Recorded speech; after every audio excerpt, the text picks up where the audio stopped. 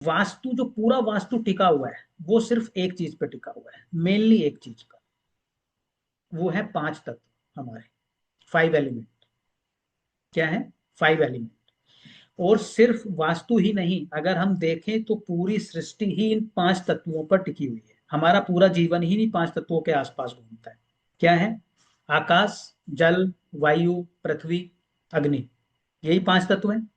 इन्हीं पांच तत्वों से हमारा शरीर बना है, इन्हीं पांच तत्वों से जो भी इस जगत में बना है वो सिर्फ और सिर्फ इन पांच तत्वों से बना है। और इन्हीं पांच तत्वों को बैलेंस करने की अगर आर्ट आपके अंदर है तो आप वास्तु विशेषज्ञ बन जाते हैं। पांच तत्व, उसके साथ जो एड ऑन करता है वो एड ऑन करती हैं 16 दिशाएं। अभी तक आप क्या सुनते हो? नॉर्थ, ईस्ट, वेस्ट, साउथ, चार डायरेक्शंस।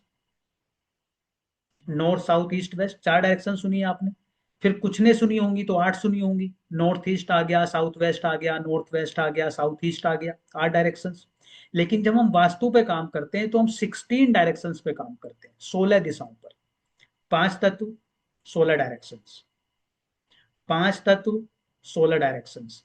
अगर पांच तत्व और 16 डायरेक्शंस आपको समझ में आ गई, वास्तु आपको समझ में आ गया। क्लियर है?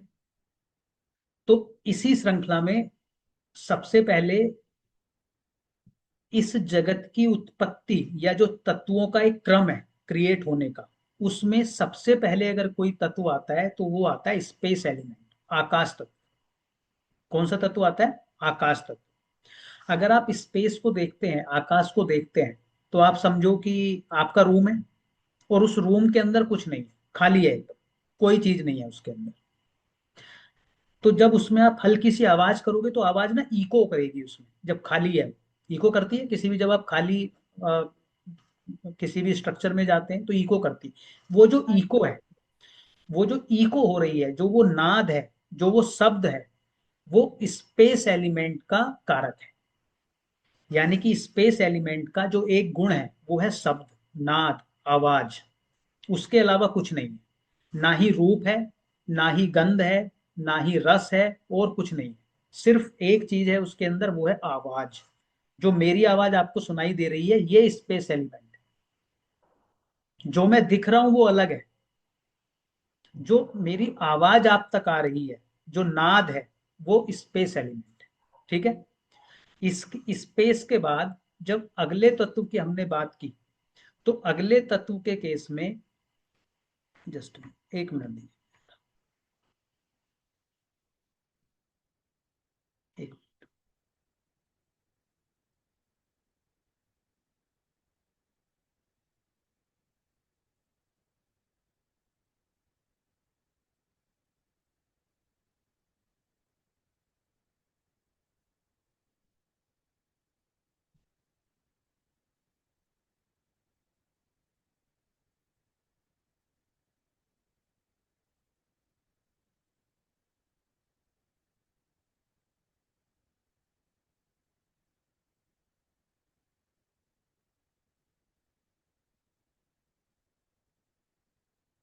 हाँ जी। तो अगले जब स्पेस की अगले जब तत्व की हमने बात करी तो पहला हमने बोला कि पहला है स्पेस, जिसका जो गुण है वो गुण है आपका शब्द, नाद, यानी कि जो आवाज है आपकी। उसके बाद जो दूसरा तत्व निर्मित हुआ वो हुआ वायु, एयर एलिमेंट, वायु तत्व। वायु को जब आप महसूस करते हैं तो वायु के अंदर एक चीज और एड ऑन हो जाती है। जब वायु चलेगी तो आवाज भी आपको सुनाई देगी, हवा की आवाज आपको महसूस होती है। उसके साथ साथ जब हवा चलेगी तो स्पर्श का महसूस होगा आपको, यानी कि आपको छू के जाएगी। ये तो क्लियर है ना? वायु के अंदर क्या है? आवाज भी है और उसके अंदर वो स्पर्श भी है। तो वायु जो है उसके अंदर आकाश ऑटोमेटिकली आ चुका है, और उसका जो अपना एक गुण है स्पर्श का, वो एड ऑन हो चुका है। ठीक है? यानी कि जो तत्वों का क्रम चल रहा है उसमें पिछला वाला तत्व ऑटोमेटिकली उसमें आया हुआ है। तो ये ध्यान रखना है। पहले आया स्पेस, फिर आई वायु। वायु में आवाज भी हुई, नाद भी हुआ, और उसके साथ साथ उसने स्पर्श भी किया। क्लियर है? वायु से आगे गए हम तो मिली हमें अग्नि, यानी कि इनसे निर्मित हुई अग्नि। अग्नि में एक तत्व और एड ऑन हो गया है। वो क्या एड ऑन हुआ है अग्नि के अंदर, एक चीज और क्या गुण एड ऑन हुआ है, वो हुआ है रूप। तो जब अग्नि जलती है, अगर अग्नि जलेगी, तो आप उसमें पाएंगे कि उसमें आवाज भी होगी, उसको अगर आप टच करोगे तो जल जल जल भी आप जाओगे, और वो दिखेगी भी आपको किस कलर की है। दिखती है ना अग्नि हमें जलती हुई। तो अग्नि के अंदर ये तीनों चीजें आ गई हैं, नाद भी आ गया है, स्पर्श भी आ गया है, और रूप भी आ गया है। तीनों चीजें आ गई हैं। तो तीन तत्व हमारे हुए, स्पेस, वायु, और उसके बाद अग्नि। क्लियर है। अग्नि से जो नेक्स्ट एलिमेंट तत्व बना, वो बना जल। क्या बना? जल। जब जल की हम बात कर रहे हैं तो उसके अंदर आवाज भी होगी। ठीक है। जब पानी बहेगा तो आवाज भी आएगी। उसके अंदर स्पर्श भी होगा, आपको पता चलेगा कि ये जल है, आप जब त्वचा पे टच होगा। उसके अंदर रूप भी होगा, वो दिखेगा भी, और उसके अंदर एक गुण और आ जाएगा, वो होगा रस। यानी कि जब उसको चखेंगे तो वो रस जो है, यानी कि लिक्विड की फॉर्म में वो आ चुका है, दिख भी रहा है, आवाज भी कर रहा है, स्पर्श भी हो रहा है, और उसके अंदर एक स्वाद भी है, रस भी है। ठीक है। इसके बाद जो फॉर्मेशन हुआ, जो लास्ट तत्व बना, वो बना पृथ्वी। पृथ्वी के अंदर एक चीज और ऐड ऑन हो गई, वो है गंध, स्मेल। इनमें किसी में स्मेल नहीं था इससे पहले।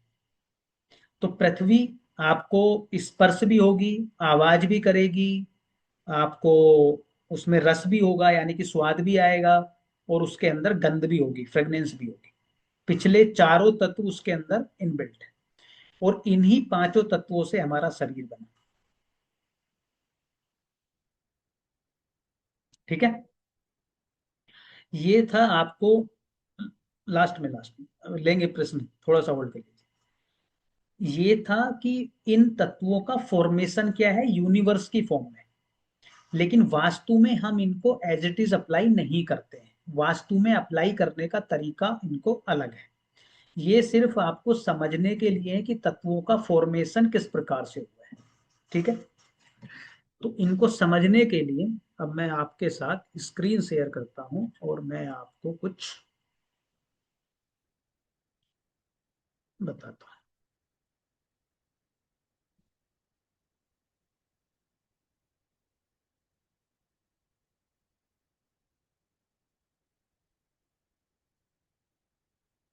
व्हाइट बोर्ड दिख रहा है आप लोगों को? दिख रहा होगा। ठीक। जी सर, दिख रहा है। अब जो मैं आपको ये ड्रॉ करने जा रहा हूँ, जो तत्वों का एक श्रृंखला मैं बनाने वाला हूँ, इसको लिखिए नहीं कोई भी स्क्रीन पर। इसको आपको एज इट इज ध्यान रखना है, और ये आपके सपने में भी एज इट इज ही आना चाहिए जैसा मैं लिखने वाला हूँ। क्लियर है। सबसे पहले क्रम कोई भी हो सकता है, मतलब पहले कुछ भी लिख सकते हो आप, उससे फर्क नहीं पड़ेगा, लेकिन क्रम सेम रहेगा। तो यहां पे मैंने लिखा जल। ठीक है। दिख रहा है आपको स्क्रीन पे आप लोगों को? ये क्या हुआ है भाई, स्क्रीन मत चलाइए आप लोग। दिख रहा है जल आपको? जल लिखा हुआ दिख रहा है सभी को? Yes sir. जी प्रदीप जी। ठीक है। जल से जब हम आगे जाएंगे तो यहाँ पे आएगा वायु। वायु से हम जब आगे जाएंगे तो यहाँ पे आएगा अग्नि। अग्नि से जब हम आगे जाएंगे तो यहाँ पे आएगा पृथ्वी।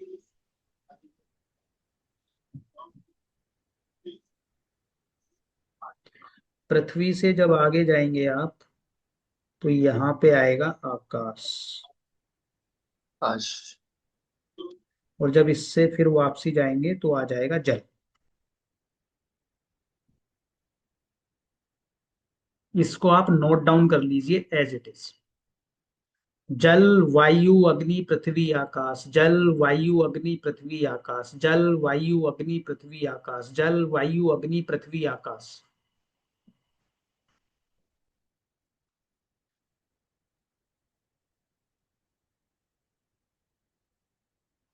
जल, वायु, अग्नि, पृथ्वी, आकाश, ये क्रम एज इट इज ही रहेगा।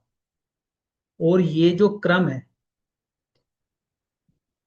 जल से वायु का निर्माण, वायु से अग्नि का निर्माण, अग्नि से पृथ्वी का, पृथ्वी से आकाश का, आकाश से जल का, जल से वायु का। क्लियर है?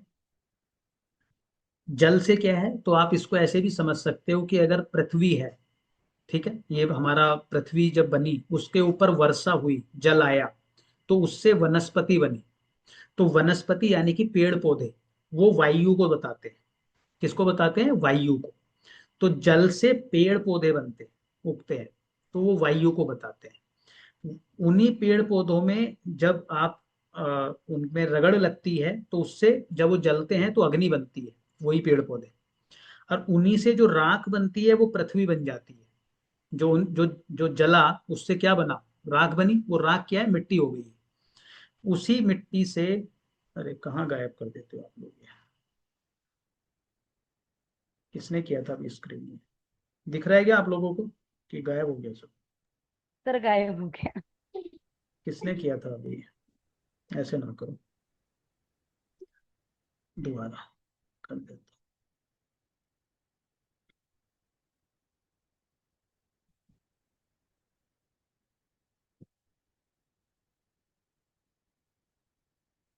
तो यहाँ पर आई थिंक ये शायद ज्यादा सही रहेगा। आप स्क्रीन चलाइएगा नहीं, अगर आप स्क्रीन घुमाएंगे, मूव करेंगे तो गड़बड़ होगी। जल, वायु, अग्नि, पृथ्वी,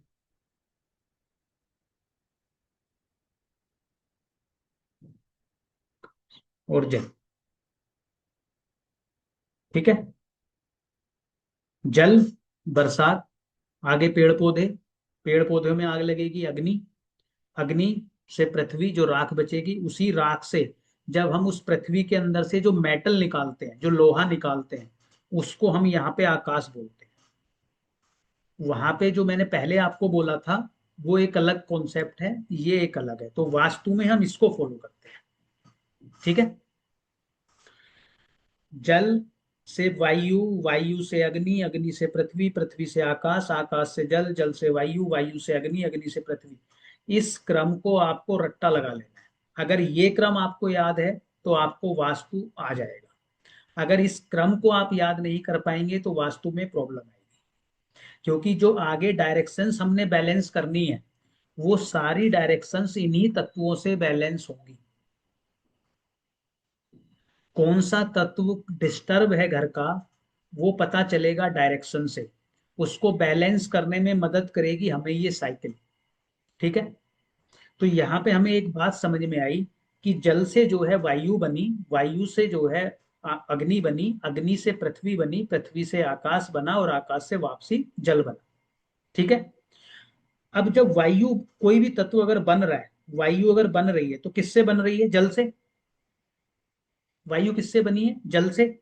तो अगर कोई चीज किसी से बन रही है तो पिछले वाली चीज को कम कर देगी। अगर कोई भी चीज किसी से आप बनाओगे तो जिससे वो बनी है उसको तो कम करेगी। हाँ।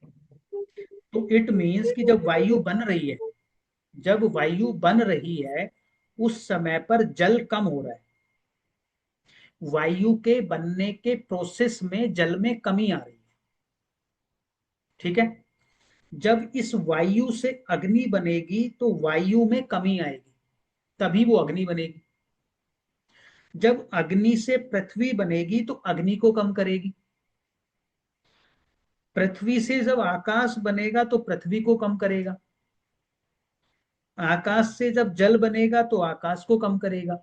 तो स्टार्टिंग में जब वायु बनी थी तो जल कम हुआ था, लेकिन जब इसी सर्कल में हम गए तो आकाश ने वापसी किसको बना दिया? जल को बना दिया। तो यानी कि ये जो पांचों एलिमेंट हैं, एक ही टाइम पे कम हो रहे हैं और एक ही टाइम पे ये बढ़ रहे हैं। तो अल्टीमेटली ना तो कुछ कम हो रहा है ब्रह्मांड में, ना ही कुछ बढ़ रहा है। बात समझ में आई? पांचों तत्वों का फॉर्मेशन एक साथ हो रहा है, एक टाइम पर हो रहा है। जिस समय पर वायु बन रही है उसी समय पे उस वायु से अग्नि बन रही है, उसी के बाद आगे पृथ्वी बन रही है, पृथ्वी से आकाश बन रहा है, आकाश से जल और जल से वायु। पांचों तत्व एक साथ घटित हो रहे हैं। ठीक है, तो अभी आपको ये समझ में आया कि जो पिछला वाला तत्व है वो अगले वाले को बना रहा है। जो पिछला वाला तत्व है वो अगले वाले को बना रहा है। जैसे अगर मैं वायु की बात करूं तो इसका पीछे वाला जो जल है वो इसको बना रहा है।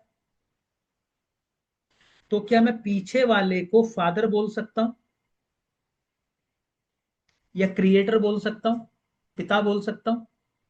क्यों, बना कौन रहा है? जल। तो वायु के लिए जो जल है वो पिता का काम कर रहा है। वायु के लिए जल कौन है? पिता। भाई बच्चे किससे हैं?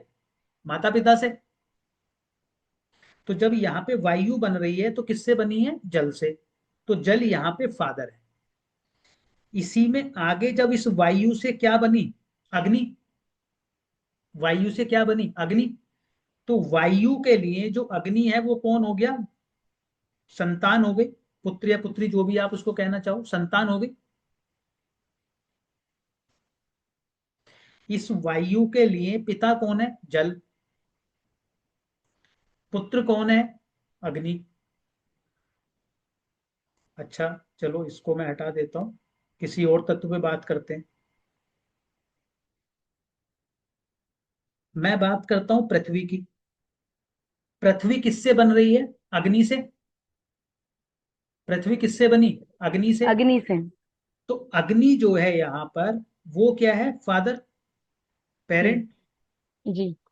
और पृथ्वी के लिए आकाश क्या हो गया? संतान, चाइल्ड।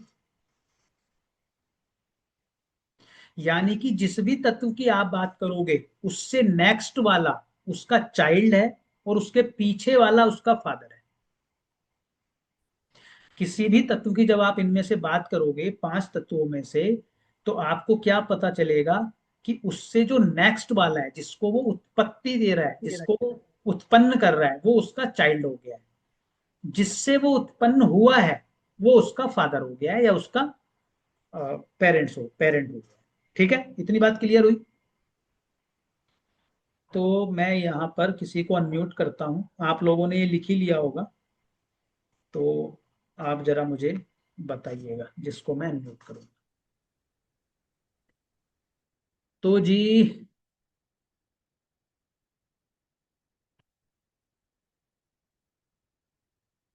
किसको किया जाए? राधिका जी अनम्यूट कीजिए। सर। हाँ जी सर। आपने ये बनाया था जो मैंने अभी हाँ बोला? हाँ हाँ हाँ।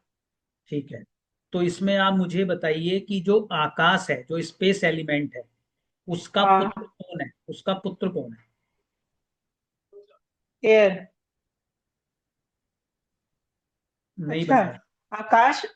सर आकाश फादर है। नहीं नहीं नहीं, आप, मैंने, मेरा क्वेश्चन आप सुनो, आराम से जवाब दो। मैंने ये बोला कि जो आकाश है, हम्म, आकाश हम्म। तत्व की जब हम बात कर रहे हैं तो उसका पुत्र कौन है?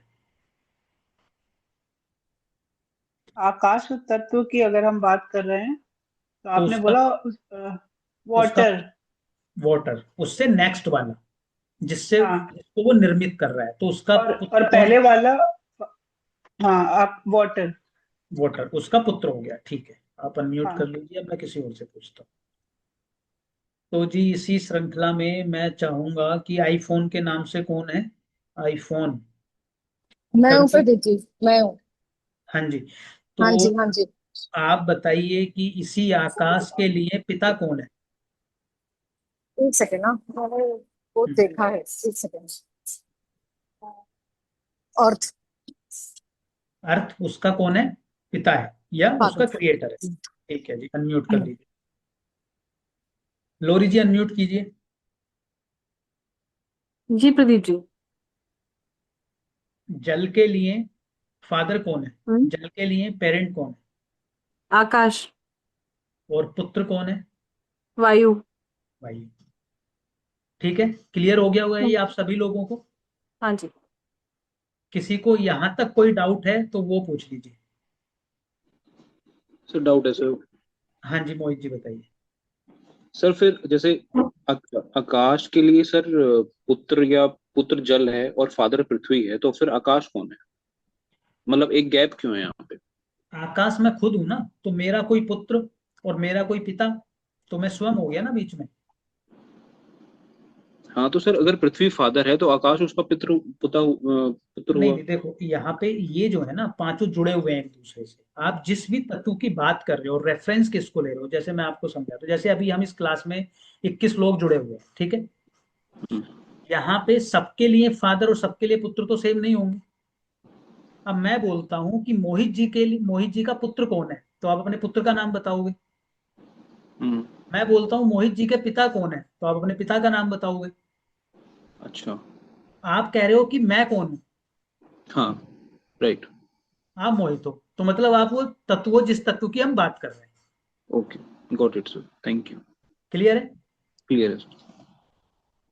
मैं ये क्यों करा रहा हूँ, ये चाइल्ड और पेरेंट की कहानी क्या है, वो ये कहानी है कि देखो, जब संतान की उत्पत्ति होती है तो संतान की उत्पत्ति के लिए माता पिता की जो एनर्जी होती है वो कम होती है। उनके मिलन से ही उत्पन्न, उनके मिलन से ही कौन होगा उत्पन्न, संतान होगी। उस संतान को जीवन देने के लिए मेरी खुद की एनर्जी, पेरेंट्स की एनर्जी कम होगी। या आप ऐसे समझ लो कि आज मेरे पास एक एक्स प्रॉपर्टी है, मेरे बाद वो किसकी है, मेरे बच्चे की। तो मेरी नहीं है ना, वो उसकी हो गई, आगे चली गई, मुझे पीछे से मिली है, मेरे ग्रैंड पेरेंट्स से या मेरे माता पिता से, जो भी एक ऐसे लीनियज चली आ रही है। तो हम ये क्यों कर रहे हैं, क्योंकि जब हम 16 डायरेक्शंस को लगाएंगे तो वहां पे तत्व आएंगे, तो कोई डायरेक्शंस बड़ी होगी, कोई डायरेक्शन घर में छोटी होगी। उनको बैलेंस करने के लिए काम कौन करेगा, पिता और पुत्र। जब हमने किसी डायरेक्शन को बढ़ाना होगा तो हम पिता को ले आएंगे, किसी डायरेक्शन को कम करना होगा तो हम पुत्र को ले आएंगे। क्योंकि पुत्र क्या कर रहा है, पुत्र कम कर रहा है एनर्जी को। जो हमने अभी डिस्कस किया कि अगर जल से वायु बन रही है तो जल तो कम हो रहा है ना, और मुझे जल को बढ़ाना है तो मतलब मुझे पीछे वाला लाना पड़ेगा, पिता लाना पड़ेगा। क्लियर है इतनी बात, आपका डाउट क्लियर है मैं कौन हूं, ठीक है। क्लियर है सर। जया कौशिक जी आपका डाउट था। सर जैसे कि आप ना सबके एट्रीब्यूट्स बता रहे थे कि ऐड करके कि जल से ये बना है। तो जल को आपने बोला कि जल में टेस्ट, मतलब मैं रस, मतलब हाँ जैसे कि रस हमें है। सिखाया गया है कि हर रस है। तो ऐसे हमें साइंस में सिखाया गया है कि वाटर इज टेस्टलेस। तो वो कैसे, मतलब रस मैं कैसे नहीं, हम पकड़ूं उसको? रस मतलब लिक्विड है वो, ऐसे है। नहीं, आपने बोला था ना कि उसमें एक रस टेस्ट है आता है, और आपने टेस्ट का नाम लिया था, तो आई वाज कंफ्यूज कि कैसे, नहीं नहीं मतलब। नहीं नहीं, वो रस मतलब वो लिक्विड की फॉर्म में है, जो अच्छा, आपको लिक्विड फील फॉर्म। होता है, पी सकते अच्छा, हो उसको, रस को, ऐसे है। ठीक ठीक ठीक ठीक, got जैसे it। पृथ्वी में जब हम गंध कह रहे हैं ना, ऐसे गंध तो आप जल में भी बोल सकते हो कि गंध आ रही है, लेकिन वो गंध आएगी हाँ। तब जब उसमें कुछ मिक्सर होगा, जब कुछ आप उसमें मिक्स कर हम्म। दो तभी गंध करेक्ट। आएगी, वरना गंध नहीं आ सकती उसके अंदर। क्लियर है इतना। ये तत्व यस सर। आपको बिल्कुल रटे हुए होने चाहिए, इनके बिना वास्तु पॉसिबल नहीं है। और देखो हमारा ना जो आयुर्वेद भी है, वो भी किस पे चलता है, पंचतत्व थ्योरी पे चलता है। कि आपकी बॉडी में भी अगर कोई सा तत्व डिस्टर्ब हुआ है तभी आपकी हेल्थ डिस्टर्ब होगी। आपका अग्नि बढ़ गया तो मतलब आपको पित्त की समस्या आ जाएगी, हम बोलते हैं ना कि इसको पित्त रोग हो गया है, एसिडिटी की प्रॉब्लम आनी स्टार्ट हो गई है। तो ये सारा सारा किस पे डिपेंड कर रहा है, तत्वों पे डिपेंड कर रहा है। अब हमें कोई कुंडली मिली है, कुछ मिली है, हम उसके प्लेनेट को तो चेंज नहीं कर पाएंगे कि भाई हमें सूर्य पहले घर में अच्छा नहीं लग रहा, चलो इसको उठाओ हम दूसरे घर में रख देते हैं, अच्छा हो गया, ऐसे तो हम कर ही नहीं पाते। हम उसके हिसाब से काम करते हैं जब हम वास्तु ज्योतिष की बात करते हैं अलाइनमेंट के लिए। लेकिन जब हम वास्तु पे काम करते हैं तो वास्तु में हम डायरेक्शंस के हिसाब से अपने आप को सेट कर सकते हैं, या अपने घर को सेट कर सकते हैं। हमारा घर सेट हो गया तो मतलब हम सेट हो गए, ठीक है। चलिए जी, तो अब इसमें और इसको एक पॉइंट आगे बढ़ाते हुए, जो लिखिए आप, directions, attribute of directions, attribute of directions. हर दिशा कुछ कहती है, हर दिशा कुछ चीजों को बताती है। और इसमें भी आप ब्रैकेट में लिखिए वैदिक। पहले वैदिक के हिसाब से हम उसको लिखेंगे कि वैदिक में किस प्रकार से जो हमारा एंशिएंट वास्तु है उसमें क्या क्या कहा गया है।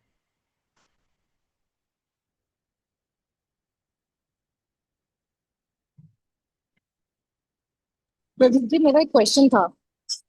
जी। जो हम एस्ट्रोलॉजी सीख रहे हैं दैट इज वैदिक, राइट? वो वैदिक ही है। हाँ जी। अच्छा। तो उसमें और कॉम्बिनेशन, जैसे हम बाकी कड़ी पढ़ते हैं, लाड़ी और वो सब कॉम्बिनेशन है ना? हाँ जी। हाँ जी। देखो वैदिक तो सभी है, ये तो ऐसा तो कुछ है नहीं कि जो बाद में बना है ज्योतिष में। हाँ। वैदिक की जब हम बात करते हैं जनरली हम पराशरी ज्योतिष को रेफर करते हैं जनरल। अच्छा, तो इसमें नाड़ी कंसिडरेशन में आता है? नहीं। हाँ नाड़ी भी आता है, नाड़ी भी है जिसको हम ठीक है। VNN बोलते हैं, भृगुनंदी नाड़ी। ठीक है। जैमिनी भी है और केपी भी है साथ में। ठीक है, ठीक है। तो डायरेक्शन, एट्रीब्यूट ऑफ डायरेक्शंस, और उसमें भी ब्रैकेट में आपको लिखना है वैदिक।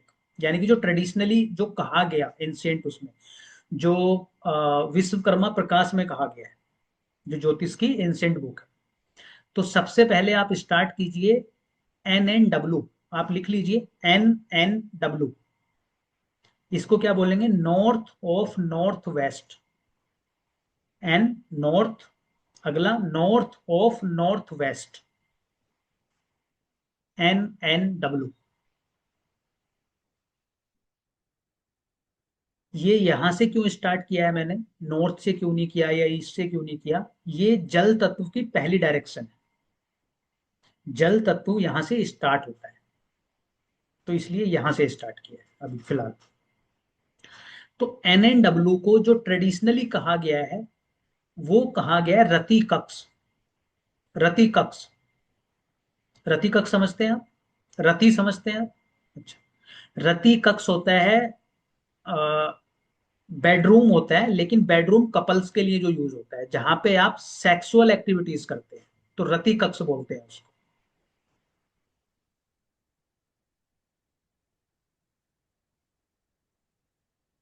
NNW रति कक्ष है ये।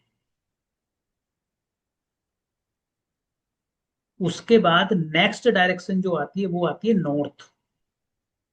नॉर्थ, नॉर्थ को कहा गया है द्रव्य स्थान। द्रव्य स्थान यहाँ की जहां पे लिक्विड रखा जाता है, जो लिक्विड रखने की जगह है, द्रव्य स्थान। नॉर्थ है ना सिर्फ से? नॉर्थ, सिर्फ नॉर्थ। अभी जब इसको हम मॉडर्न उसमें लगाएंगे तब आपको इन्हीं से बहुत कुछ समझ में आ जाएगा, सब कुछ इन्हीं के इर्द गिर्द घूमेगा, कुछ और नया नहीं ऐड होगा। सर क्या बस बोला सर आपने, इसका एट्रीब्यूट क्या है? द्रव्य स्थान, द्रव्य। द्रव्य मतलब liquid. NNE, north of north east. North of north east. औषधि कक्ष, औषधि, मेडिसिन रूम।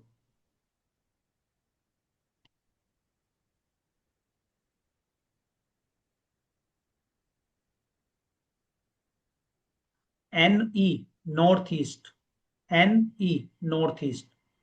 देवालय, देवालय यानी कि जो मंदिर बनाने की जगह होती है, देवालय। या कोई भी ऐसा कार्य करने की जगह जहां पे देव तुल्य काम काम होते हो। ऐसा नहीं कि सिर्फ मंदिर ही हो सकता है। देवालय लिखा। उसके बाद लिखना है east of north east. East of north east, ENE।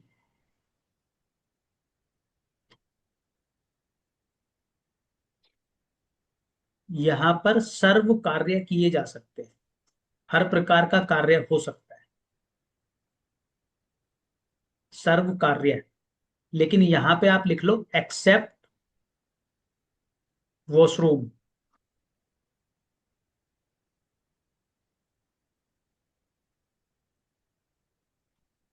ई यानी कि ईस्ट।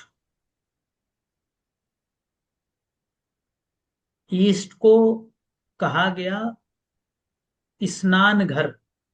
जहां पे नहाने की जगह होती है, नहाने की जगह है सिर्फ ये उसके लिए नहीं है, मतलब क्या बोलते हैं, टॉयलेट के लिए नहीं है, ये सिर्फ वॉशरूम के लिए या नहाने के लिए यूज हो सकता है। ई यानी कि ईस्ट,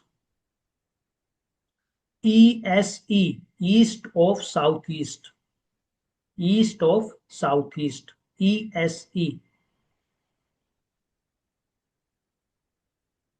दही मंथन, दही मंथन समझते हैं? जो हम दूध रखते हैं और उसको जो मथने का काम किया जाता है, दही मंथन जो होता है, मथने से मथा जाता है ना, उसको घुमाया जाता है और उससे फिर क्या निकलता है, दूध से फिर मक्खन निकलता है। दही मंथन। चर्निंग, ब्रैकेट में लिख लो, चर्निंग लिख लो आप, चर्निंग से आपको समझ में आए। लेकिन ये वो जगह है जहां पे दूध को मथने से, दूध को घुमाने से, दूध की चर्निंग करने से मक्खन निकलता है। तो यानी कि चर्निंग यानी कि एनालिसिस, जब आप किसी बात पे सोच विचार करते हैं तो उससे क्या निकलता है, कुछ फ्रूटफुल रिजल्ट निकलता है, तब आपका ये स्थान सही है। कोई भी कार्य करने के लिए आप पहले क्या करोगे, क्या गलत है, क्या सही है, कितना करना है, कब करना है, कैसे करना है, ऐसे करूंगा तो क्या होगा, वैसे करूंगा तो क्या होगा, वो सारा जो एनालिसिस हो रहा है आपके माइंड में, वो ये स्थान है। अगर वो सही डायरेक्शन में हो रहा है तो उससे घी निकलेगा, यानी कि उससे फ्रूटफुल रिजल्ट आएगा। और अगर वो गलत हो रहा है तो गड़बड़ होगा, या चर्निंग ही नहीं हो रही है तो फिर तुक्के में काम हो रहा है। क्लियर है? तो ट्रेडिशनली ये जगह थी दही मंथन की। फिर आता है साउथ ईस्ट, एस ई, रसोई घर। एक्सक्यूज मी प्रदीप जी, ये लास्ट क्या था? East of south? East of south east, E S east E, of south, south east. East of south east, E S okay okay. ES, ESE. E S E. Okay. Next हमने लिखा S E, south east, रसोई घर।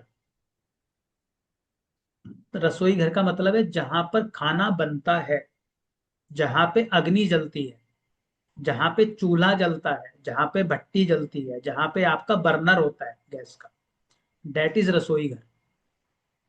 जहां खाना बनाने की प्रक्रिया होती है, खाना रखने की नहीं, बनता है जहां पर। ठीक है? इसके आगे लिखिए S S E, south of south east, south of south east.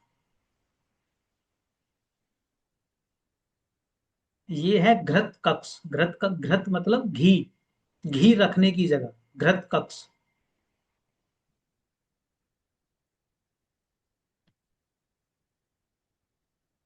घी महत्वपूर्ण चीज होती है कि नहीं होती? तो ये जगह भी उतनी महत्वपूर्ण है।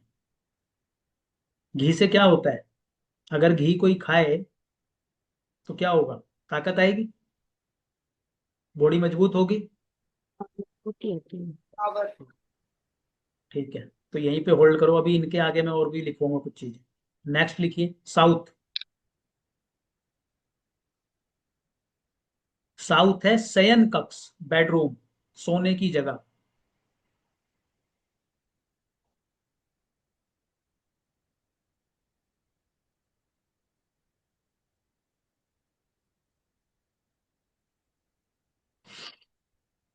नेक्स्ट लिखिए S S W, south of south waste, south of south waste.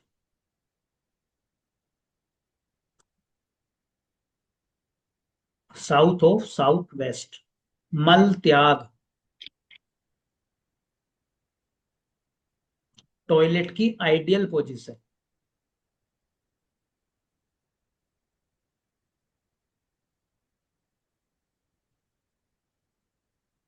देवालय भी चले गए, औषधि रूम भी चले गए, दही मंथन भी कर लिया, घी भी निकाल लिया, खाना भी बन गया, सो भी गए, तो उठ के क्या होगा, ये होगा जो लिखा है SSW। फिर उसके नेक्स्ट SW। सुचेता जी होल्ड करो, अभी दूंगा आंसर। साउथ वेस्ट, नेक्स्ट है साउथ वेस्ट। साउथ वेस्ट को बोला जाता है शस्त्रागार, यानी कि जहां पे हथियार रखे जाते हैं। तो हथियार सिर्फ वो नहीं, जो बंदूक की बात नहीं कर रहे हैं, आप जिस भी फील्ड में काम करते हैं जो उससे जुड़े हुए आपके औजार हैं। किसी के लिए पेन भी एक औजार हो सकता है, किसी के लिए तलवार एक काम कर सकती है, किसी के लिए कोई बुक काम कर सकती है, किसी के लिए कोई उसका प्रोडक्ट वो काम कर सकता है, कुछ भी हो सकता है। क्लियर हुई बात? शस्त्रागार, south waste.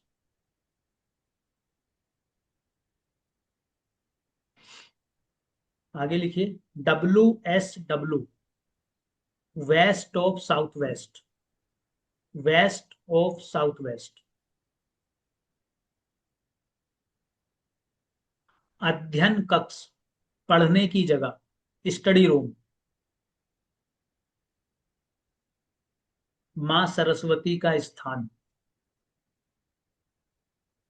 Sir west of south west, west of south west. एक बार रिपीट कर सकते हैं? वेस्ट ऑफ साउथ वेस्ट है अध्ययन कक्ष, स्टडी रूम।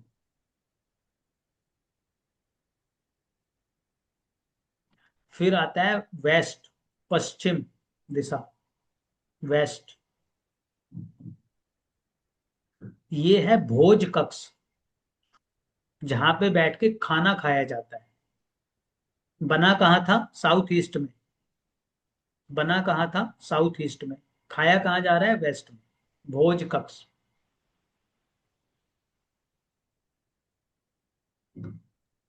सर ये वेस्ट किचन से इतना दूर क्यों है? इतना दूर क्यों है? अब ये क्या है? कितना दूर होगा?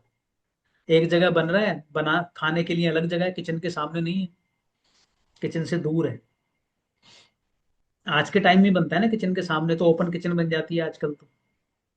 कुछ और भी लॉजिक्स हैं इसके, कि यहाँ पे जब हमने भोजन कक्ष बोला है तो हम जब किचन की बात करते हैं, तो जो रसोई के लिए बेस्ट पोजीशन होती है उसमें से वेस्ट भी एक अच्छी पोजीशन होती है। पश्चिम दिशा में बनी हुई रसोई जो होती है आपकी, किचन जो होती है वो अच्छी होती है, साउथ ईस्ट में भी और वेस्ट में भी आइडियल पोजीशन है। सर एक्चुअली पुराने जमाने में जब मेहमान आते थे तब खाने हाँ, बनने अलग के होता रूम से उनको दूर रखा जाता था। हाँ, था, आजकल तो तो मे बी ओपन ये, किचन भी हाँ। होती है। हाँ। नहीं, इसका और भी लॉजिक है। हमने वेस्ट को, अभी मैंने लिखवाया नहीं ना कि किन किन चीजों के लिए देखते हैं। जब मैं इंडिया का मैप दिखा रहा था तो मैंने वेस्ट के लिए बोला था प्रॉफिट का जोन। तो जब यहाँ पे आप भोजन करते हैं ना, तो वो माँ अन्नपूर्णा का स्थान बनता है आपके लिए, जहाँ पे आप बैठ के भोजन कर रहे हैं। तो ये मैनिफेस्टेशन के लिए भी बहुत महत्वपूर्ण जगह होती है। जब हम आगे अभी एट्रीब्यूट लिखेंगे ना इनके डिटेल में, तो ये वो जगह है जहाँ पे आपकी मैनिफेस्टेशंस कंप्लीट होती हैं। तो जब वो आप खाना खा रहे हैं ना, तो वो, अगर आप किसी नेगेटिव जगह पे बैठ के खा रहे हैं, जैसे मल त्याग वाली हमने एक जगह लिखी है, अगर वहां पे आप भोजन कर रहे हैं, तो वो लगेगा नहीं आपकी बॉडी को, कुछ अच्छे रिजल्ट नहीं मिलेंगे आपको। लेकिन वहीं पर हम किसी अच्छी डायरेक्शन में बैठ के अगर भोजन करते हैं, हमारा डाइनिंग रूम और क्या बोलते हैं डाइनिंग टेबल है, तो वहां पे उसके रिजल्ट भी हमें अच्छे मिलेंगे। चलिए जी अगली लिखिए। वेस्ट लिखा हमने, रसोई घर, सॉरी भोज कक्ष। WNW, west of north west. ये है पशु स्थान, जहां पे एनिमल रखे जाते थे उस समय पर।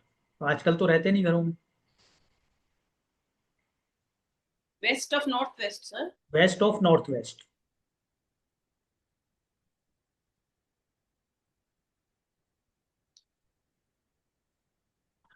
और नॉर्थ वेस्ट है धान्य संचय। धान्य समझते हो? धन नहीं, धान्य, सर अन्न। ग्रेन्स, ग्रेन्स, हाँ हाँ। हाँ, अनाज। अनाज जो होता है उसको रखने का स्थान। ये है वैदिक के हिसाब से जो हमने लिखा है, जो उस समय पर यूज होता था ट्रेडिशनली।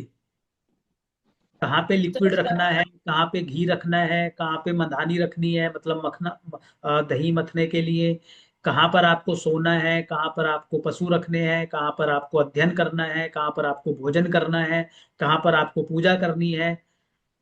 ये सारी चीजें इस तरीके से मैनेज की जाती थी।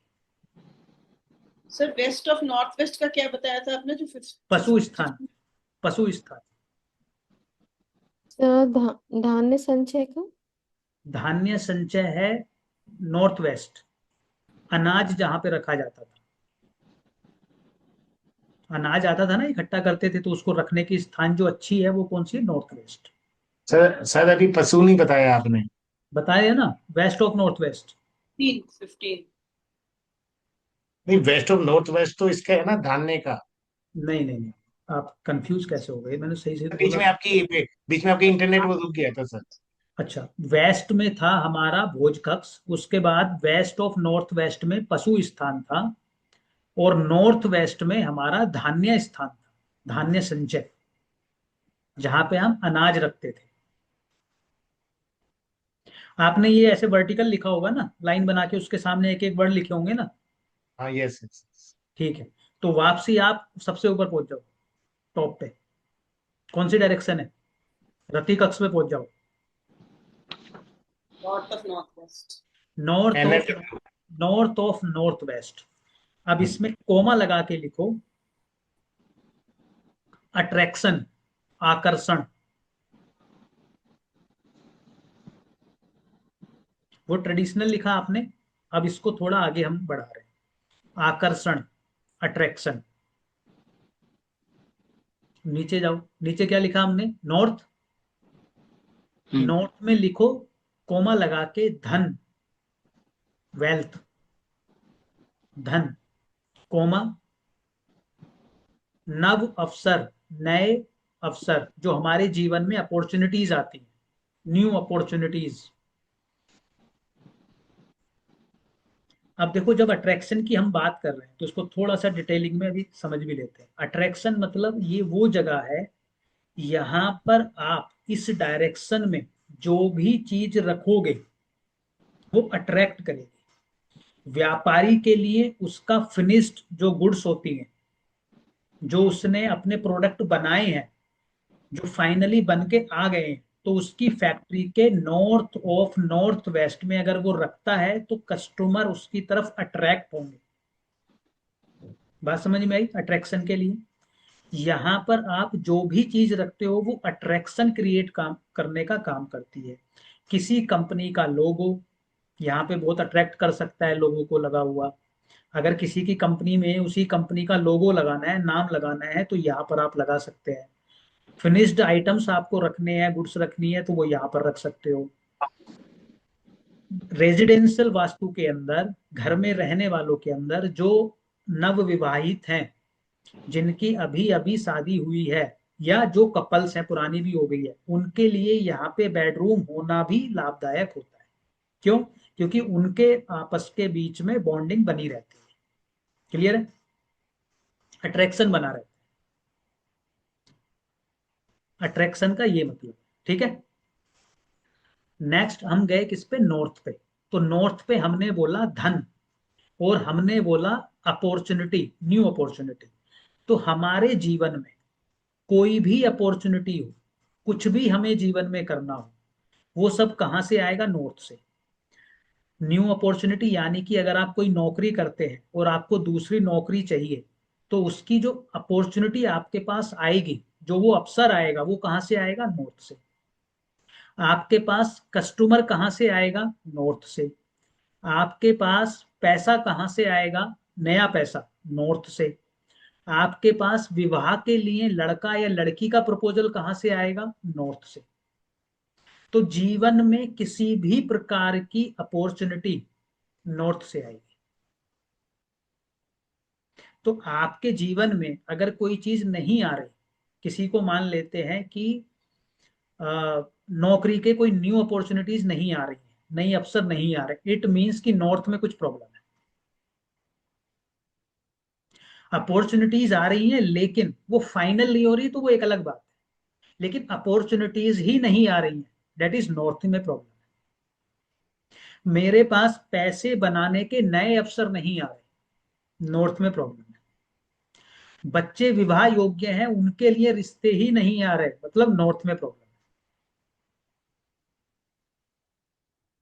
मेरा व्यवसाय है, मेरी दुकान है, और मेरे पास न्यू क्लाइंट ही नहीं आ रहे हैं, मतलब नॉर्थ में प्रॉब्लम है। अगर आपके पास अपॉर्चुनिटी नहीं आ रही है तो इट मीन्स कि नॉर्थ में प्रॉब्लम है। क्लियर है? नॉर्थ से आगे बढ़िए। नॉर्थ के बाद हमने क्या लिखा? नॉर्थ ऑफ नॉर्थ ईस्ट, औषधालय, कोमा लगा के लिखिए, हेल्थ, कोमा, इम्यूनिटी। यानी कि अगर घर में कोई भी व्यक्ति बीमार है, अगर उस घर में रहने वाले की इम्यूनिटी कमजोर है किसी की भी, इट मीन्स सबसे पहले अगर कोई डायरेक्शन देखी जाएगी तो वो NNE, north of north east होगी। क्लियर है? किसी और डायरेक्शन के कारण भी प्रॉब्लम्स होती हैं हेल्थ की, लेकिन तब भी मेनली जो जगह है हेल्थ के लिए वो कौन सी है? North of north east. अगर वहां पर कुछ डिस्टरबेंस है तो आप मान के चलो कि बीमारी घर से नहीं निकलेगी, कुछ ना कुछ घर में चलता ही रहेगा। क्लियर है? तो हमने ये, नॉर्थ ऑफ नॉर्थ ईस्ट कैसे दिखते हैं प्रदीप जी? वो अभी आएंगे उस पर, कैसे देखना है, कैसे क्या करना है, अभी आप सिर्फ डायरेक्शन को समझ लो। हम्म। ठीक है? इतना इतना क्लियर हुआ आप लोगों को यहां तक? तो अगर हमने इसको लिखा औषधालय, लिखा था ना हमने ट्रेडिशनल में, इट मीन्स कि यहां पर अगर आप दवाई रखते हैं तो वो अच्छा काम करेगी रिकवरी में आपकी हेल्थ के। क्यों? क्योंकि ये जगह ही आपके औषधि कक्ष की है, मेडिसिन रूम है ये आपका। किसी हॉस्पिटल में अगर मेडिकल उस हॉस्पिटल का वहां पर बना हुआ है, या वहां पर कोई डॉक्टर बैठता है, तो वो जो भी मरीज को दे देगा वो ठीक हो जाएगा। आपके घर में अगर वहां पर भोजन भी रखा हुआ है तो वो भोजन भी दवाई का काम करेगा। अगर वहां पर पानी भी रखा हुआ है तो पानी भी दवाई का काम करेगा।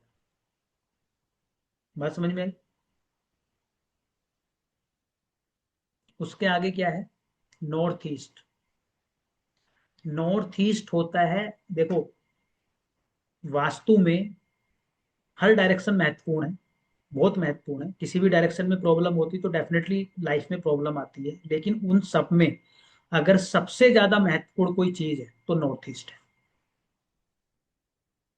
क्यों? नॉर्थ ईस्ट वास्तु पुरुष का सिर होता है, ये होता है बुद्धि।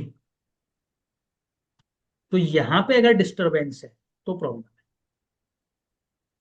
तो यहां से हमें क्या मिलता है? यहां से हमें मिलती है प्रज्ञा, स्पष्टता। स्पष्टता समझते हैं कि लाइफ में क्या करना है, क्या नहीं करना है, हमारा विजन क्लियर है। और नॉर्थ ईस्ट वो जगह है, अभी हम तत्व करेंगे, नॉर्थ ईस्ट वो जगह है जहां से जल के बाद वायु बननी स्टार्ट होती है। यहां तक जल है, लेकिन इससे नेक्स्ट पे वायु स्टार्ट हो जाती है। तो यहाँ पे ट्रांजिशन होता है जल से वायु का, और यही बुद्धि है आपकी। तो इसीलिए हम बोलते हैं कि नॉर्थ ईस्ट में कुछ नहीं होना चाहिए, बाकी कहीं कुछ भी हो जाए संभल जाएगा। लेकिन अगर बुद्धि ही भ्रष्ट हो गई, बुद्धि में ही लोचा हो गया, आपके मन बुद्धि में ही कुछ प्रॉब्लम आ गई, तो उसकी रिकवरी नहीं होगी। और ये नॉर्थ ईस्ट आपको क्रिटिकल इलनेस भी दे सकता है, यहाँ के प्रॉब्लम, कैंसर जैसी बीमारियां भी दे सकता है अगर नॉर्थ ईस्ट डिस्टर्ब है। तो नॉर्थ ईस्ट सबसे ज्यादा महत्वपूर्ण है। और मैंने एक चीज और ऑब्जर्व भी की है नॉर्थ ईस्ट के मामले में, कि जब नॉर्थ ईस्ट, जिसके भी घर में नॉर्थ ईस्ट में प्रॉब्लम होती है ना, मान लो किचन है या टॉयलेट है ना, खासकर इन दोनों चीजों से प्रॉब्लम आती है, तो जर्नली वो लोग अपने घर का वास्तु ठीक कर भी नहीं पाते।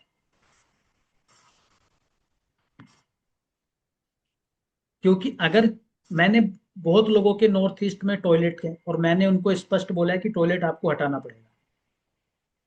नॉर्थ ईस्ट एक ऐसी जगह है जहां पे कोई ट्रीटमेंट काम नहीं करता है, और मैंने ये पाया है कि वो उस टॉयलेट को हटा ही नहीं पाते। कुछ ना कुछ उनके माइंड में ऐसी कैलकुलेशन होती है, ऐसी बुद्धि उनकी खराब रहती है, भ्रमित रहती है, कि वो उसको नहीं कर पाते। मतलब साल साल 2-2 साल भी नहीं कर पाते, बार बार बोलने के बावजूद भी नहीं कर पाते। क्यों? क्योंकि प्रॉब्लम यहाँ है। अगर ये ठीक है तो सब कुछ ठीक हो जाएगा, यहाँ प्रॉब्लम है, कुछ ठीक नहीं होगा। क्लियर है? सर तो इसमें लिखे क्या नॉर्थ ईस्ट में? बुद्धि लिखिए आप। वास्तु पुरुष का, वास्तु पुरुष मतलब जो उस घर में रहते हैं उनका सिर है, वो प्रज्ञा देता है, स्पष्टता देता है, माइंड है, ओके सर। विजन देता है आपको। मतलब बुद्धि से आप सब कुछ यहीं से तो आ रहा है, इसीलिए तो इसको देवालय बोला है। इसीलिए इसको हमने क्या बोला है? देवालय। क्लियर है? नेक्स्ट कौन सी डायरेक्शन है? नेक्स्ट है east of north east. East of north east, यहां पे हमने लिखा था सर्व कार्य। इस डायरेक्शन का काम है आपको ताजगी देना, पुनर्जागरण। पुनर्जागरण समझते हैं आप?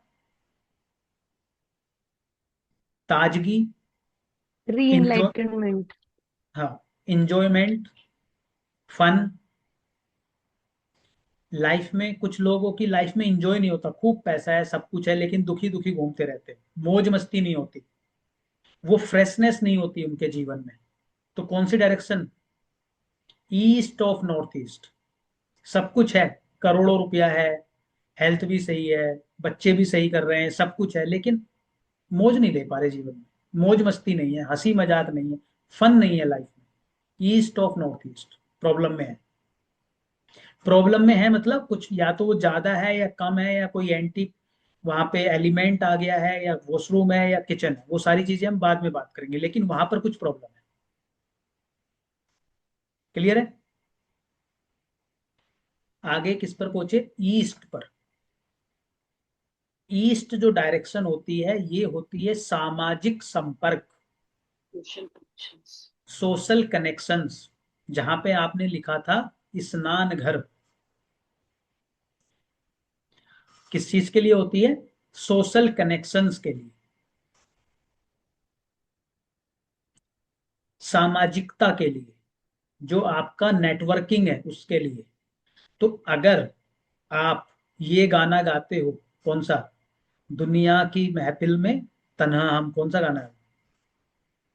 तो आपके ईस्ट में प्रॉब्लम है। तन्हा अगर आप हो तो आपके ईस्ट में प्रॉब्लम है। आपकी नेटवर्किंग कमजोर है, आपके सोशल कनेक्शन कमजोर है, आप सामाजिक नहीं है, आपके लोगों से कनेक्शंस नहीं है। इट मींस कि ईस्ट में प्रॉब्लम है। कोई व्यापारी है, उसका प्रोडक्ट या उसका नाम दूर तक नहीं जा पा रहा है, ईस्ट में प्रॉब्लम है। फैलाव नहीं आ रहा, कनेक्शंस नहीं स्टैब्लिश हो रहे, ईस्ट में प्रॉब्लम है। क्लियर है? तो सामाजिक संपर्क के लिए। नेक्स्ट कौन सा है? ईस्ट ऑफ साउथ ईस्ट, जिसमें लिखा था हमने दही मंथन, कोमा लगा के लिखिए, एनालिसिस, चर्निंग, एंजाइटी,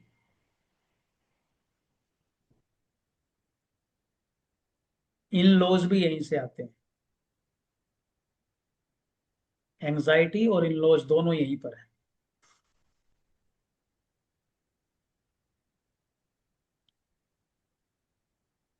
अब अगर आप चर्निंग ना करो, अगर आप एनालिसिस ना करो, तो भी ठीक नहीं रहेगा मामला। अगर आप सोच विचार नहीं कर रहे किसी कार्य को करने से पहले, तो सक्सेस की चांस क्या हो गए? कम हो जाएंगे। तुक्का हो गया फिर तो आप, आपके लिए। अब आप जरूरत से ज्यादा चर्निंग कर लो, सिर्फ सोच विचार ही करते जा रहे हो, तो क्या हो जाएगा? एंग्जाइटी हो जाएगी। दिन रात आप सोच रहे हो, एक्शन नहीं ले रहे, सिर्फ दिन रात सोच रहे हो, तो क्या होगा? एंग्जाइटी होगी। समुद्र मंथन हुआ तो समुद्र मंथन क्या थी? चर्निंग की एक्टिविटी थी ना, घुमाया था ना, तो उससे क्या निकले?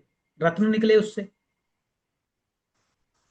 उसी से अमृत भी निकला, उसी से वो घोड़ा भी निकला जो भी नाम था, उससे कामधेनु भी निकली। तो वो क्या है? एनालिसिस है। जब फ्रूटफुल एनालिसिस होगा तो उससे फ्रूटफुल रिजल्ट निकलेंगे, और जब वो जरूरत से ज्यादा हो जाएगा तो एंग्जाइटी हो जाएगी, और जब बिल्कुल भी नहीं होगा तब भी गड़बड़ हो जाएगा। क्लियर है? Next, south east. सर हाँ सर जी। ये वाली फिर कौन सा मतलब जैसे कि आपने बताया कि औषधि घर हो गया, स्नान घर हो गया, तो यहाँ पे क्या प्रॉब्लम हो सकती है? क्योंकि इसमें तो कोई घर वगैरह लिखा नहीं हुआ, तो इंसान वहां पे बैठ के एनालाइज करता है, क्या करता है मतलब? एनालाइज करता है, यहाँ पर बैठ के एनालाइज करता है, या हम इसको ये बोलते हैं, अगर ये कोना आपके घर का डिस्टर्ब है तो अच्छा। आप एनालिसिस नहीं कर पाएंगे, एंजाइटी। या अगर ये एक्सटेंडेड है तो जरूरत से ज्यादा आप एनालिसिस करने लगेंगे, उसके कारण एंजाइटी आ जाएगी, टेंशन हो जाएगी। और यहाँ पर अगर आप सोते हैं, कंटिन्यूसली यहीं पर रहते हैं, सोते हैं या मैक्सिमम टाइम यहीं पे बिताते हैं, तो हर समय आपका माइंड सोचता रहेगा, उसमें कुछ ना कुछ विचार चलते ही रहेंगे, कभी वो रिलैक्स नहीं हो पाएगा। क्यों? क्योंकि जोन कौन सा है? चर्निंग का है। यहाँ पे तो बस चल रहा है, घूम रहा है मामला। ठीक है, next, south east. South east के लिए लिखा था हमने रसोई घर, और कोमा लगा के आप लिखिए नगद धन, नगद, लिक्विड कैश। तो जो डे टू डे लाइफ में पैसा यूज होता है हमारा, जो एक लिक्विडिटी हमें चाहिए होती है, वो साउथ ईस्ट देता है हमें। कि कुछ लोगों के पास हो सकता है कई सौ करोड़ की प्रॉपर्टी हो, लेकिन हमेशा आप उनको पाओगे कि लिक्विड मनी में उनको प्रॉब्लम रहती है, साउथ ईस्ट में प्रॉब्लम। ठीक है, अभी इनके और भी एट्रीब्यूट आएंगे, अभी तो थोड़ा थोड़ा टच करते हुए चल रहे हैं, अभी सारे नहीं हुए। लेकिन अगर आपने तत्व और डायरेक्शन के एट्रीब्यूट याद कर लिए, वास्तु कंप्लीट,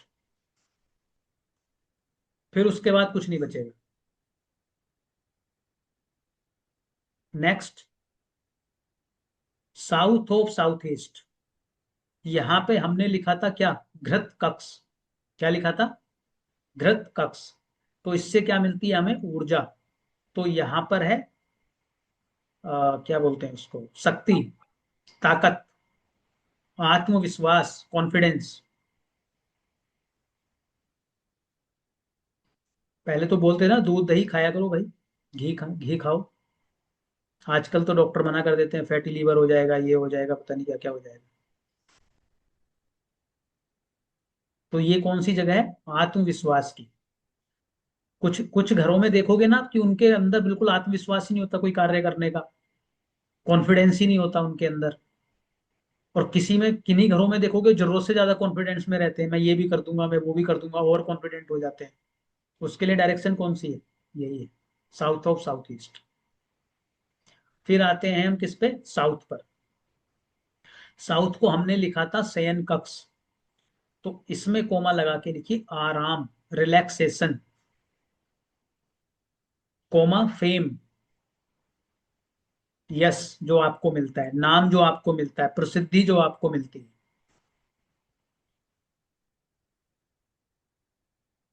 ये पता है डायरेक्शन किसकी होती है? ये डायरेक्शन होती है यम की। यम समझते हैं? मृत्यु के देवता। जो भी व्यक्ति घर के साउथ में सोता है, उससे अच्छी नींद किसी को नहीं आती। क्यों? क्योंकि ये जगह ही आराम के लिए है, रिलैक्सेशन के लिए। नेक्स्ट लिखा हमने साउथ ऑफ साउथ वेस्ट। तो यहां पे तो हमने लिख ही दिया है मल त्याग, विसर्जन, डिस्पोजल, डिस्पोजल जो नहीं। तो जो भी चीज यहां जाएगी वो क्या हो जाएगी? डिस्पोज्ड ऑफ हो जाएगी। तो यहाँ पे अगर कोई व्यक्ति बेडरूम बना ले और यहीं पे सोए तो क्या होगा? हेल्थ में प्रॉब्लम्स आ जाएगी। पैसा रख दे तो पैसा डिस्पोज्ड ऑफ हो जाएगा। प्रॉपर्टी के पेपर रख दे, प्रॉपर्टी डिस्पोज्ड ऑफ हो जाएगी, नेगेटिव वे में। ये मत बोलना बिक जाएगी, नेगेटिव वे में बिकेगी, कम वैल्यू में।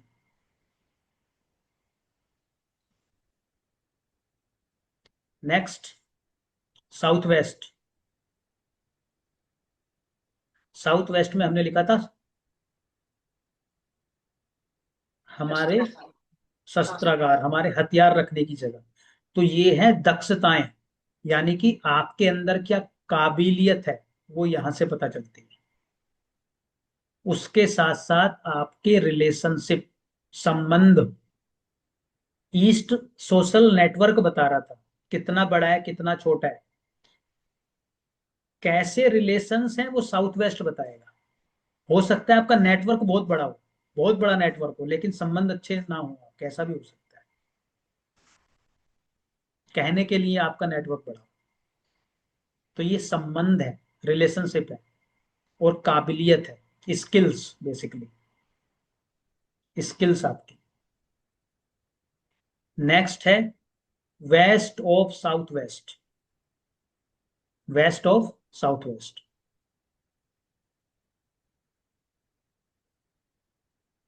अध्ययन कक्ष, ये तो लिख ही लिया था आपने, है ना?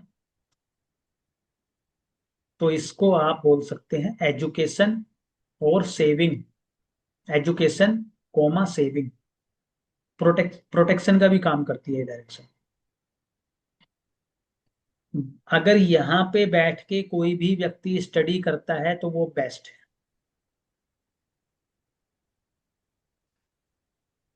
ठीक है, अगर आपके घर में बच्चे हैं और वो नहीं पढ़ते हैं या पढ़ते हैं, पढ़ें तो भी ना पढ़ें तो भी इसी डायरेक्शन में बैठाइए। नहीं पढ़ते हैं तो पढ़ने लगेंगे, पढ़ते हैं तो और अच्छा पढ़ेंगे। नेक्स्ट वेस्ट, पश्चिम दिशा, ये लिखा था हमने भोज कक्ष। ये है प्रॉफिट, लाभ, प्रॉफिट, लाभ, प्राप्तियां, आपको हासिल क्या हुआ सब कुछ करके जीवन में। बरकत, बरकत बहुत सही शब्द है इस डायरेक्शन के लिए। बरकत समझते हो आप? कुछ लोगों के घर में इनकम 10,000 भी होगी तब भी वो बढ़ते चले जाते हैं और पैसा बना रहता है, धीरे धीरे प्रोग्रेस करते हैं। कुछ के केस में आप देखोगे करोड़ों रुपए की इनकम है लेकिन फिर भी जहां फैमिली 10 साल पहले थी आज भी वहीं खड़ी है, बरकत नहीं है घर में सब कुछ होते हुए भी। कोमा मैनिफेस्टेशन, मैनिफेस्टेशन यहां पर कंप्लीट होती है, यहां से आप जो मैनिफेस्ट करते हो वो आपको मिल जाता है। तो अगर आपको, आप मैनिफेस्टेशन में बिलीव करते हैं तो आपको वेस्ट में बैठ के मैनिफेस्ट करना चाहिए, तो वो पूर्ण हो जाएगा। मैनिफेस्ट करने की पावर, अब ऐसा नहीं ना कि हर कोई व्यक्ति मैनिफेस्ट करना चाहता है करता है, मैनिफेस्ट करने की पावर आएगी ईस्ट ऑफ साउथ ईस्ट से। मैनिफेस्टेशन कंप्लीट होगा वेस्ट में।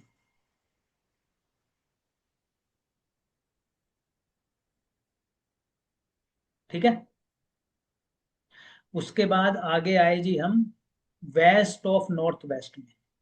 तो आप लोगों ने रामायण में कैकेयी को जब वचन मांगने थे, किससे? दशरथ से, तो विलाप करते हुए देखा होगा। तो वो एक भवन में जाके गिर जाती हैं, पड़ जाती हैं, जो भी आप कहो, और वहीं पे जाके रोना धोना करती हैं, और वहीं पे फिर दशरथ आते हैं और उनको वचन देते हैं। तो वो जो विलाप करना था वो था कोप भवन, आपने नाम सुना होगा उसका, वो था कोप भवन। तो इसको लिखिए डिप्रेशन।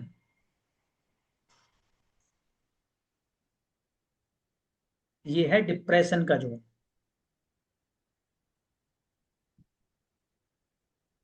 क्लियर? हाँ जी, जया कौशिक जी। तो ये इंग्लिश वाले से हिंदी वाले का थोड़ा मैच नहीं हो रहा है, मतलब क्या नहीं मैच हो रहा? डिप्रेशन, तो इसमें जो लिखा है डिप्रेशन, पशु स्थान, हाँ पशु स्थान लिखा था ना, पहले वाला भी। पशु पशु रखे जाते थे यहाँ पर। हाँ, लेकिन जब भवन की बात कर रहे हैं तो ये कोप भवन है, रोने धोने वाला स्थान।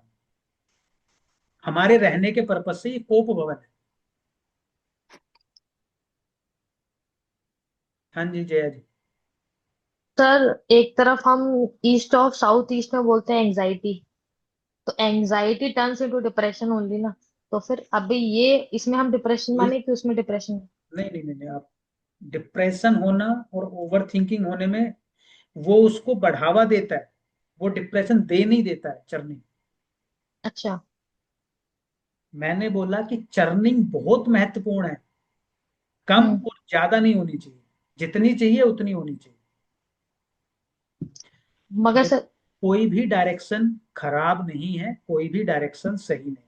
किसी डायरेक्शन हम्म को आप हटा नहीं सकते, ना ही किसी को आप बढ़ा सकते, ना ही किसी को कम कर सकते। अगर किसी को भी इम्बैलेंस करने जाओगे तो सब कुछ इम्बैलेंस होगा। क्यों? क्योंकि आपने उन 5 तत्वों की जो थ्योरी है उसको डिस्टर्ब कर दिया। तो अब मानो कि इसमें सबसे ज्यादा देखने में खराब कौन सी लग रही है, मल त्याग वाली, जहां पे डिटॉक्स हम्म हो रहे हैं। हम्म क्या उसको आप हटा दोगे? नहीं हटा सकते, क्योंकि फ्रेश तो होना है ना सब कुछ खा पी के, कुछ चीजों को डिटॉक्स तो करना है हमें। एनालिसिस भी हमें जरूर करना है। डिप्रेशन वाला जो है कोप भवन, वो डिप्रेशन देगा भी और डिप्रेशन दूर भी करेगा। सर दोनों इसी में डिप्रेशन करेगा भी, डिप्रेशन दूर भी डिप्रेशन करेगा। लिखवा, उसको डिप्रेशन लिखवाया इसलिए मैंने। कैसे वो अच्छा। ऑपरेट करेगा, कैसे हम उसका यूटिलाइजेशन करेंगे। अच्छा, आपने ये ऑब्जर्व किया होगा हम्म कई बार, कुछ आप खुद बताना सभी लोग, हम बहुत सुबह कुछ लोगों को होता है कि जब कुछ लोग वॉशरूम जाते हैं ना और वॉशरूम से आते हैं तो बड़े फ्रेश होके आते हैं। टेंशन में होते हैं, वॉशरूम चले गए, बड़े फ्रेश माइंड से वापसी आ गए। कुछ लोग होते हैं कि पता नहीं आप लोगों ने किया, मैंने तो बहुत लोगों को किया है, क्योंकि मैं इस फील्ड में हूँ तो इसलिए मुझे ज्यादा कनेक्ट कर जाता है वो। कुछ लोग होते हैं ना, वो बात करते करते और वो उनका माइंड नहीं चला और वो वॉशरूम में गए, 5-10 मिनट लगा के आए और वापसी लड़ाई शुरू की और फिर अच्छे से तैयार होके आए। क्या लगता है क्या हुआ होगा इन चीजों में? जिसका washroom east of south east में होगा, वो जैसे ही वहां जाके 10-20 मिनट बैठाएगा उसकी बुद्धि चलने लगेगी। वॉशरूम जाने से कुछ नहीं हो रहा, वो उस डायरेक्शन में चला गया। डिप्रेशन वाले में, वेस्ट ऑफ नॉर्थ वेस्ट में क्या होगा कि यहाँ पे अगर आप जाओगे तो अगर आप दिन भर का पूरा डिप्रेशन टेंशन अपने ऊपर लेके बैठे हो, वहां जाके आप 10-20 मिनट आओगे तो आप डिटॉक्स हो जाओगे, जो आपने वो था वो सब चला जाएगा। आप 24 घंटे आप वहीं पे रह लो, आप डिप्रेशन में चले जाओगे। क्यों? क्योंकि आप बैठ ही वहां गए अब तो 24 घंटे के लिए। यूटिलाइज कैसे करना है, हम तो कुंडली में भी यही बात बोलते हैं। भाई सबसे ज्यादा पीड़ा आपको 8th हाउस देता है, तो 8th हाउस तो राजयोग भी तो देता है आपको। छठा, 8th हाउस आपको सर्जन भी बना सकता है, और 8th हाउस आपको ड्रग एडिक्टेड भी बना सकता है। 8th हाउस आपको आध्यात्मिक भी बना सकता है, और 8th हाउस आपको चोर भी बना सकता है और घूसखोर भी बना सकता है। छठा घर आपको डॉक्टर भी बना सकता है, और छठा घर आपको कर्जों में भी डाल सकता है। तो सेम चीज हम यहाँ पे डाल रहे हैं। वेस्ट ऑफ नॉर्थ वेस्ट आपको डिप्रेशन दे भी सकता है और वेस्ट ऑफ नॉर्थ वेस्ट आपसे डिप्रेशन ले भी सकता है। यूज कैसे करना है, एक्टिविटी कौन सी करनी है, किस समय पे करनी है, वो मैटर करेगा। क्लियर है? अभी सुनते जाओगे तो पहली क्लास है। नेक्स्ट हम आगे जाएंगे किस पे, नॉर्थ वेस्ट में। तो नॉर्थ वेस्ट को हमने लिखा था धान्य कक्ष, है ना। यहां पे लिखो आप ब्रैकेट लगा के, banking, sir banking banking banking banking, comma support, सहयोग। आपको जीवन में जो भी सहयोग प्राप्त होता है किसी के भी द्वारा, वो नॉर्थ वेस्ट से मिलता है। कुछ लोगों को लोन एकदम मिल जाता है, कुछ लोगों को बैंकिंग बड़ी स्मूथ मिलती है, अप्लाई किया फटाफट हो गया। व्यापारी के लिए नॉर्थ वेस्ट बहुत महत्वपूर्ण है। क्यों? मैक्सिमम टाइम तो लोन कुछ ना कुछ लेना पड़ता रहता है नॉर्थ वेस्ट। और यही नॉर्थ वेस्ट कोर्ट कचहरी भी देता है, लीगल इश्यूज भी देता है।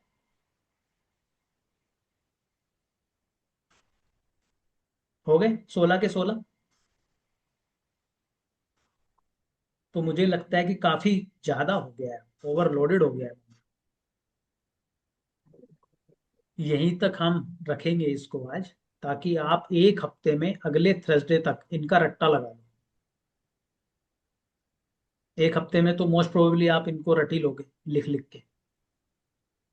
अगली क्लास में हम इन डायरेक्शंस को भी देखेंगे, दोबारा से एक बार इन पे चर्चा करेंगे।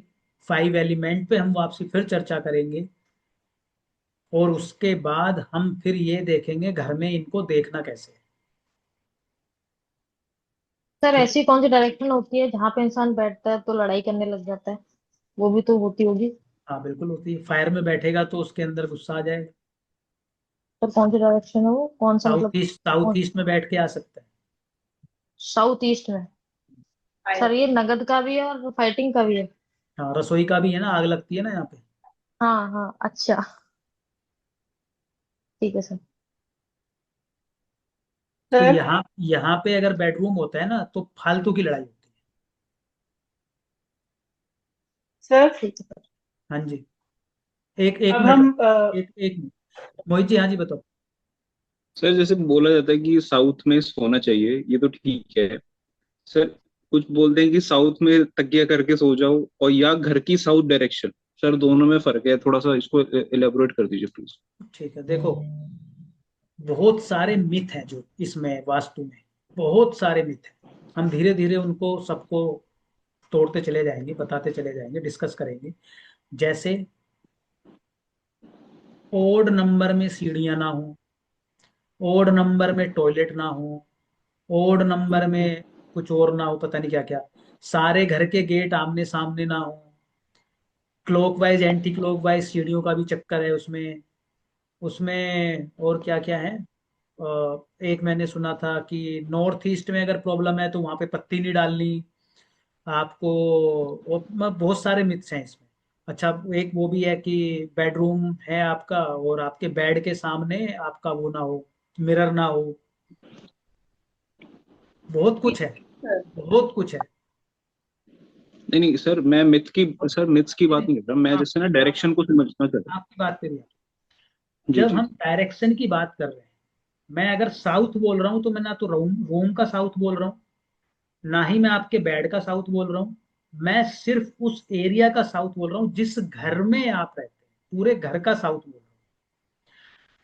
अगली क्लास में मोस्ट प्रोबेबली या उससे अगली क्लास में जब हम घर का सेंटर पॉइंट निकालना सीखेंगे तो उसमें हम डिस्कस करेंगे। बेसिकली हम उस एरिया की बात करें जो कंस्ट्रक्टेड एरिया है, जो कवर्ड एरिया है, उसके सेंटर पॉइंट से जो साउथ डायरेक्शन है उधर अगर आप सोते हो तो अच्छा है। लेकिन इसमें एक क्वेश्चन मार्क है, मतलब बेडरूम यहाँ पे बहुत बेस्ट होता है, एकदम बेस्ट है, कोई प्रॉब्लम नहीं। सिर्फ ये होता है कि आपके पैर साउथ में नहीं जाने चाहिए। ठीक है, साउथ की तरफ पैर करके नहीं सोना है आपको, वो किसी भी रूम में नहीं सोना है। किसी भी रूम में किसी भी डायरेक्शन में आपके पैर साउथ में नहीं होने चाहिए बस। क्योंकि साउथ में एनर्जी ड्रेन होती है। ठीक है तो सर। साउथ में पैर मरने के बाद किए जाते हैं, जिंदा लोगों के नहीं किए जाते बस। लेकिन अगर आप बहुत थके हुए हो तो आप 10-20 मिनट साउथ में पैर कर लो, आप रिलैक्स हो जाओ, फिर सीधे होके सो जाओ। करके क्योंकि वो देखना, थकान ड्रेन आउट हो गई सर। ड्रेन आउट हो जाती है। जी राधिका जी, आपका प्रश्न था कुछ। सर हम हम्म, डिग्री लेने के लिए कंपास कौन सा डाउनलोड करें? देखो इसमें ना जो बेस्ट होता है वो आईफोन का कंपास होता है, पहली बात। हम्म। नंबर दो, अगर आपको मैनुअली लेनी है तो आप कंपास मार्केट से बाय कर सकते हैं। नंबर तीन, आप एंड्रॉयड भी अगर यूज कर रहे हैं तो उसमें भी कंपास आप यूज कर सकते हैं, डाउनलोड कर सकते हैं। लेकिन उसकी डिग्री ना थोड़ी दाएं बाएं होने का खतरा बना रहता है। हाँ वही। उससे और आसान एक तरीका है, गूगल अर्थ से आप डायरेक्शन ले सकते हो। गूगल अर्थ से, वो मैं आपको बता दूंगा क्लास में कैसे लेनी है। ठीक है। गूगल अर्थ की सहायता से तो आप डायरेक्शन ले सकते गूगल अर्थ डाउनलोड करना पड़ेगा? हो। गूगल अर्थ मोबाइल में भी चला सकते हो, वेब पे भी चला सकते हो। मोबाइल में मैंने चलाया नहीं है, लैपटॉप पे मैं आपको बता दूंगा कि कैसे चलता है। लेकिन वास्तु करने के लिए आपके पास ड्राफ्टिंग, आपके घर का मैप होना मैंडेटरी है, अंदाजे से काम हाँ नहीं चलता है। नहीं होता है, हाँ। तो आप लोगों के पास मैं एक नंबर भेज दूंगा, विशाल का नंबर है, वो ड्राफ्टमैन है, ड्राफ्ट बनाता है। जिनके बने हुए हैं वो ठीक है, जिनके बने हुए नहीं है वो अपनी ड्राफ्टिंग करवा लें तो ज्यादा बेहतर रहेगा। क्योंकि खुद करोगे तो वो थोड़ा लंबा प्रोसेस है, और इन्हें मतलब जब तक प्रैक्टिस ना हो उसमें टाइम टेकिंग भी है और थोड़ा सा गड़बड़ होने का भी चांस रहता है। क्योंकि पहले आप पूरे प्लॉट को नापो, फिर उसमें कंस्ट्रक्टेड एरिया नापो, फिर उसमें सेंटर पॉइंट निकालो, फिर उसको 16 डायरेक्शंस में डिवाइड करो। तो थोड़ा सा टफ टास्क है। जो ये ड्राफ्टमैन होते हैं ये सारी डायरेक्शंस ले लेते हैं, सारा मेजरमेंट लेते हैं, उसको ऑटो कैड के माध्यम से बना के दे देते हैं। वो ज्यादा सही तरीका है एनालिसिस करने का। अंदाजे से चीजें गड़बड़ होने का डर रहता है, क्योंकि जब हम घर के अंदर होते हैं, हम डिग्री लेते हैं, तो पहली बात तो घर में रखे हुए सामान की वजह से डिग्री इनएक्यूरेट हो सकती है। दूसरा, सेंटर पॉइंट निकालने में प्रॉब्लम आती है अंदाजे से कि सेंटर पॉइंट कहाँ पर होगा, और थोड़ा भी अगर दाएं बाएं हुआ तो फिर कई बार रिजल्ट नहीं मिलते। तो मैं आप सबके पास उसका नंबर पहुंच जाएगा, जो दिल्ली एनसीआर में, वो तो उससे बनवा ही सकते हैं। बाकी वो कुछ कुछ और सिटीज में भी वो करता है, तो आप उससे कोऑर्डिनेट कर लें।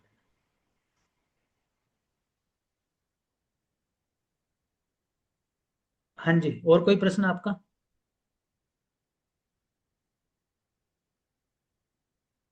नहीं सर। नहीं। लोरी जी, आपका कोई प्रश्न है? नहीं प्रदीप जी। स्मिता जी? मेरा एक है प्रदीप जी, इसमें है ना, आपने ईस्ट ऑफ नॉर्थ ईस्ट में भी वॉशरूम लिखाया है और आपने साउथ और साउथ वेस्ट में भी टॉयलेट लिखाया है, तो दोनों ही डायरेक्शन ठीक है? East of? East of north east, okay, वो आपने एक्सेप्ट वॉशरूम लिखाया है, ओके हाँ हाँ। ठीक अभी है। तो हम सिर्फ इन पे कर रहे हैं, फिर हम इसमें ना बहुत कुछ है हमें डिस्कस करने के लिए।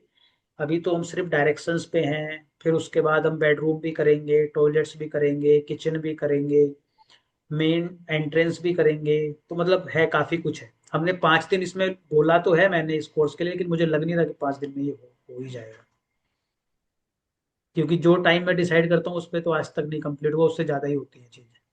सर 7 दिन लिखा है शायद। ये 5 दिन लिखा है, लेकिन मुझे नहीं लगता कि वो 5 दिन में होगा ही, क्योंकि फिर मैं कुछ वो नहीं करता ना, फिर मैं 31 बताऊंगा तो फिर सब कह कुछ ही रहा बताऊंगा सर कहाँ लिखा है? लिखा। सर आपने 31 जुलाई बोला है ना, तो वो वैसे भी 5 दिन से ज्यादा ही हो रहे हैं ना। हाँ, एक वो हो महीना जाए। 7 लिख रहे हैं। चलो, जितनी भी होंगी, लेकिन कुछ बचेगा नहीं रेजिडेंशियल वास्तु में, डोंट वरी। 5 हो, 7 हो, 8 हो, जो भी 10 हो, जो भी हो। ठीक है। सर ये वाला सर बेसिक वास्तु होगा, मतलब जो आप बताओगे इन 5-7 इसके हाँ, क्लासेस में? इसमें वास्तु अगर इतना अलाइंड हो गया ना, तो समझो आप 70-80% समस्याएं खत्म जीवन की। फिर उसके बाद न्यूमरोलॉजी के साथ, एस्ट्रो के साथ और देवता की ट्रीटमेंट, वो एक अलग रह जाते हैं, वो थोड़ा एडवांस लेवल है, लेकिन उन सबका रास्ता यहीं से जाता है। इसके बिना कोई चीज काम नहीं करती। ये अगर ठीक है तो समस्याएं खत्म हो जाती हैं, रेजिडेंशियल वास्तु में तो एटलीस्ट हो ही जाती है। ठीक है सर। ठीक है। प्रिया जी, कोई प्रश्न है आपका? नहीं? तो इन सबको आप जो है घोट के पी जाना, जो आज हमने किया है। तत्व और डायरेक्शन, दो ही चीज की है, तत्व और डायरेक्शन, ताकि अगली क्लास में जब मैं आपसे पूछूं कि कौन से डायरेक्शन का क्या एट्रीब्यूट है, वो आपको याद हो। और मैं पूछूंगा अगली क्लास में आप लोगों से, तो तैयार करके आना। Thursday same time sir? Thursday same time, और जिनकी फ्राइडे क्लास है उनकी फ्राइडे सेम टाइम, जिनकी सैटरडे क्लास है उनकी सैटरडे सेम टाइम। ठीक है जी। तो चलिए आज की क्लास को समापन करते हैं। आप सभी को सर नमस्कार। जय श्री राम सर जी। मेरी एक फ्रेंड